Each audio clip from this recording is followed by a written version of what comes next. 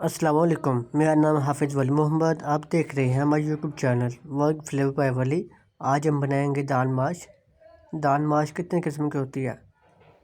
दाल माश का सबसे आसान तरीका आज हम आपके साथ शेयर करेंगे। तो चलिए वीडियो को स्टार्ट करते हैं।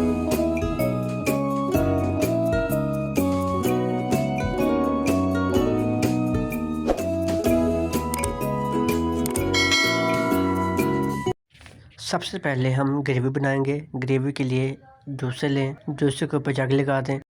जग में 3 मीडियम साइज़ के प्याज ऐड करें। आप उसको मोटे या बारीक किसी भी तरह से काट सकते हैं। प्याज डालने के बाद 2 मीडियम साइज़ के टमाटर ऐड करें। टमाटर का साइज़ आप अपने मुताबिक कर सकते हैं, छोटा बड़ा। अगर टमाटर ना मिले तो आप इसकी जगह दही यूज़ करेंगे, लेकिन दही आपने एंड पे यूज़ करनी होगी।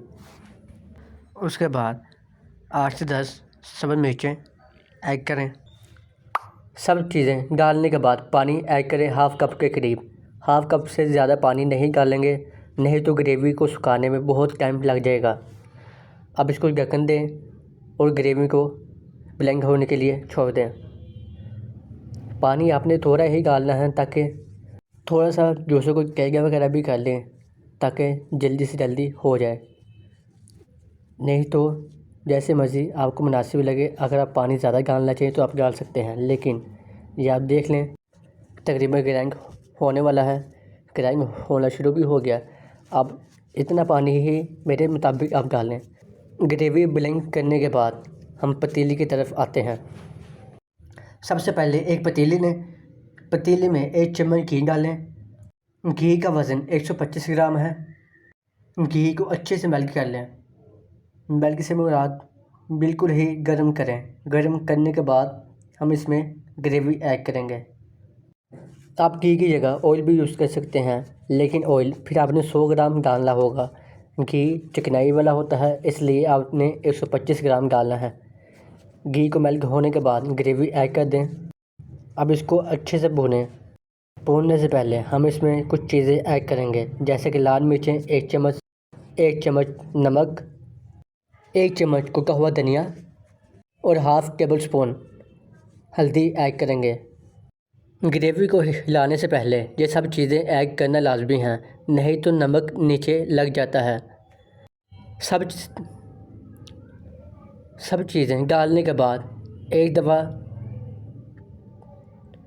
चम्मच को हिलाएं और आग तेज़ करते हैं।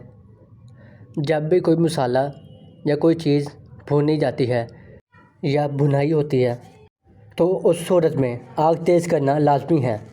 जितनी तेज़ आग करेंगे उतनी जल्दी ग्रेवी बनेगी। हाँ, ग्रेवी बनते वक्त ये ध्यान लाजमी रखें कि ग्रेवी नीचे ना लग जाए। अगर ग्रेवी नीचे लगेगी तो सालन ख़राब होगा। सालन की बुनियाद ही ग्रेवी होती है। ले जी, हमारा मसाला भुना जा चुका है। अब इसमें दाल माश ऐड करेंगे। दाल माश आधा घंटा पहले हाफ़ केजी भिगो के रखी थी। अगर आपने दाल माश नहीं भिगोई तो कोई मसला नहीं। दाल भूनने के बाद आपने थोड़ा सा पानी ज़्यादा ऐड करना है और दाल को 25 मिनट के लिए हल्की आंच पे पकाना है, तो आपकी दाल बिल्कुल माशाल्लाह से तैयार हो जाएगी। अब इसको एक बार अच्छे से चम्मच हिला दें। हिलाने के बाद 2 मिनट के लिए इसको तेज़ आंच पे पकाएं, ताकि जो घी निकला था वो दोबारा बाहर निकल आ सके। घी निकलने के बाद हम इसमें पानी ऐड करेंगे। अब आप देख सकते हैं माशाल्लाह से हमारी दाल आपस में मिक्स हो चुकी है। अब आप देख सकते हैं हमने दाल को अच्छे से भूना है। भूनने के बाद 2 गिलास पानी ऐड करेंगे। जैसे कि मैंने पहले बताया, अगर आपने दाल नहीं भिगोई तो आपने 3 गिलास पानी ऐड करने हैं। 3 गिलास पानी ऐड करने के बाद आप उसको 25 मिनट के लिए हल्की आंच पे पकाएंगे, तो इंशाल्लाह आपकी दाल बन के तैयार हो जाएगी। मैंने दाल पहले भिगोई थी, इसलिए मैं 2 गिलास पानी ऐड करूँगा और इसको 15 मिनट के लिए हल्की आंच पे पकाऊंगा। दाल को भूनने के लिए मैंने क्यों कहा था, इसलिए कहा था कि इसका घी बाहर निकल आ सके। अब आप देख सकते हैं बाहर निकल आ चुका है। अब हम इसको 15 मिनट के लिए हल्की आंच पे पकाएंगे। उसके लिए ढक्कन दे दें और 15 मिनट के बाद आपसे मिलते हैं। ले जी, 15 मिनट हो चुके हैं। ढक्कन उठा के आपको दिखाते हैं कि हमारी दाल तैयार हुई कि नहीं। अब आप देख सकते हैं हमारा पानी जितना हमें चाहिए था उतना हमने रखा और बाकी पानी हमने सुखा लिया 15 मिनट के अंदर अंदर। अब आप देख सकते हैं माशाल्लाह से हमारी दाल बन के तैयार हो चुकी है। अब इसमें सिर्फ हाफ़ टेबल स्पून गरम मसाला ऐड करें और इसको नोश फरमाएं। दाल को हम डिश आउट करके आपको दिखाते हैं कि दाल का टेक्सचर कैसा निकला है और दाल कैसे की बनी है और दाल गली भी या नहीं। ले जी, माशाल्लाह से हमारी दाल बन के तैयार हो चुकी है।